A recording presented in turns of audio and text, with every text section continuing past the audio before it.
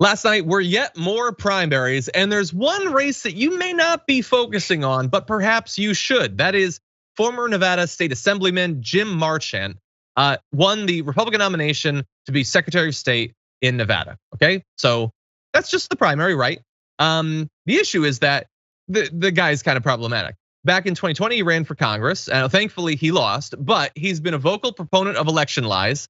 He said on his website that his #1 priority as Secretary of State would be to overhaul the fraudulent election system in Nevada. So if that doesn't send a shiver up your spine, I don't know what will. So he did lose back in 2020. After that, he brought a lawsuit claiming voter fraud in his election too. That was later dismissed because it wasn't true, you just got beat. Anyway, the candidate said that he would not have certified President Joe Biden's more than 33,500 vote victory, 3 times the size of Georgia, by the way. That would be if he had been Secretary of State in 2020. Now, thankfully, he wasn't. By the way, he blamed his own loss on a cable, as Marjorie Greene would say, rigging the election.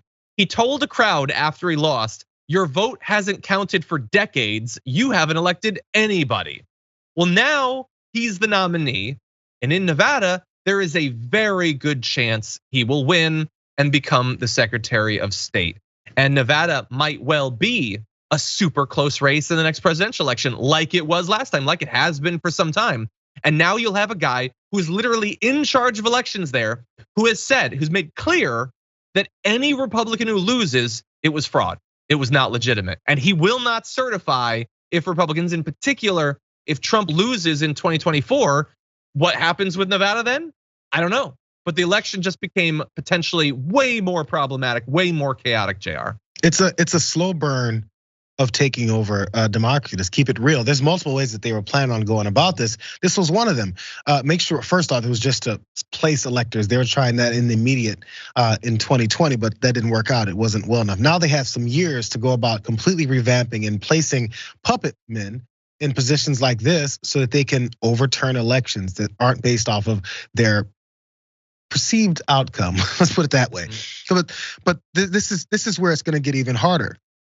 Because as they complain about election fraud and election fraud over and over and over again, everyone is already tired of hearing about it. Donald Trump will not shut up about it. When people are talking about anything else, he goes back to election fraud. When people are talking about January 6th, he goes back to election fraud. When people talk about his financial dealings and the investigations and everything his background has done, he goes back to election fraud. That's all he talks about. So eventually, when they are committing election fraud, which they'll openly are saying right now, my plan is to get into office as Secretary of State in Nevada and do nothing except overturn elections in my party's favor. When people then go back, if they are successful, go back and say, you guys are breaking election rules, and this is election fraud. This is direct overturning of elections. They're gonna go, oh, so now you think elections are fraudulent?